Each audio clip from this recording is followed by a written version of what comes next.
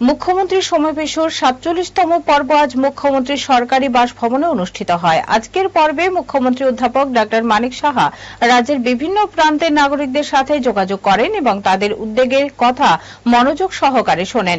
কর্মসূচিতে মুখ্যমন্ত্রী বিষয়গুলির উপর তাৎক্ষণিক এবং প্রয়োজনীয় ব্যবস্থা নেওয়ার জন্য সংশ্লিষ্ট কর্মকর্তাদের নির্দেশ দেন।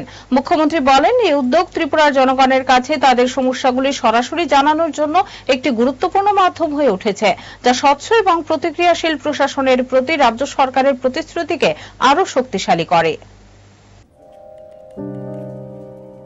মাসিমণি, কেমন এটা? সো প্রিটি, পিওর সিল্ক না? ম্যাম, সিল্ক মার্ক ট্যাগও আছে। আমাদের exclusive design, hand woven in Banaras. এই ময়ূরের ডিজাইনটা বিউটিফুল। এখানে 100টা ময়ূর আছে। এটা বানাতে বেশ কয়েক মাস লেগেছে। এত বেশি ময়ূর যখন, দামও তাহলে? ময়ূর বেশি, কিন্তু দাম বেশি না।